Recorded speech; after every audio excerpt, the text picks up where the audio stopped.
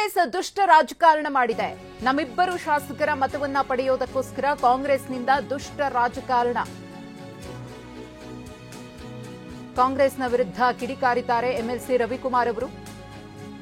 ಕಾಂಗ್ರೆಸ್ ದುಷ್ಟ ರಾಜಕಾರಣವನ್ನ ಮಾಡಿದೆ. ನಮ್ಮಿಬ್ಬರು ಶಾಸಕರ ಮತವನ್ನ ಪಡೆಯೋದಕ್ಕೋಸ್ಕರ ಕಾಂಗ್ರೆಸ್ಗೆ ಮತ ಹಾಕಿದವರಿಗೆ ಆತ್ಮದ್ರೋಹ ಎಂದು ಹೇಳುತ್ತೇವೆ.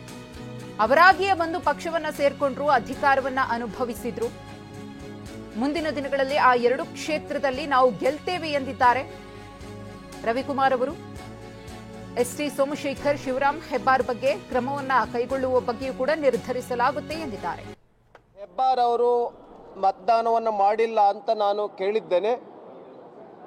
ಹೆಬ್ಬಾರ್ ಅವರಲ್ಲಿ ನಾನು ವಿನಂತಿಯನ್ನ ಮಾಡ್ತೇನೆ, ನೀವು ಕೂಡ ಭಾರತೀಯ ಜನತಾ ಪಾರ್ಟಿಯ ಕ್ಯಾಂಡಿಡೇಟ್ಗೆ, ನಮ್ಮ ಮೈತ್ರಿ ಕ್ಯಾಂಡಿಡೇಟ್ಗೆ ಮತದಾನವನ್ನು ಮಾಡಬೇಕು ಅಂತ ಈಗಲೂ ಕೂಡ ನಾನು ವಿನಂತಿಯನ್ನು ಮಾಡ್ತೇನೆ.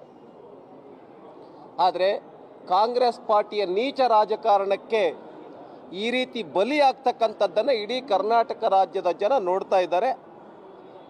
ಇದರ ವಿರುದ್ಧವಾಗಿ ಬರ್ತಕ್ಕಂಥ MP ಚುನಾವಣೆಯಲ್ಲಿ ಜನ ನಿಶ್ಚಯ ಮಾಡ್ತಾರೆ.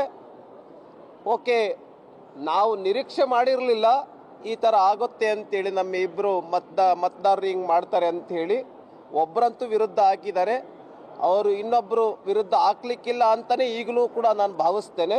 ನಮ್ಮ ಪಕ್ಷದ ರಾಜ್ಯ ಅಧ್ಯಕ್ಷರು ಮತ್ತು ನಮ್ಮ ಕರ್ನಾಟಕ ರಾಜ್ಯದ ಪ್ರಭಾರಿಗಳು ಹೈಕಮಾಂಡ್ ಜೊತೆಯಲ್ಲಿ ಸಮಾಲೋಚನೆಯನ್ನು ಮಾಡಿ ಮುಂದೆ ಯಾವ ಕ್ರಮವನ್ನು ತೆಗೆದುಕೊಳ್ಬೇಕು ಅನ್ನುವಂಥದ್ರ ಬಗ್ಗೆ ನಾವು ನಿರ್ಧಾರವನ್ನು ತೆಗೆದುಕೊಳ್ತೇವೆ.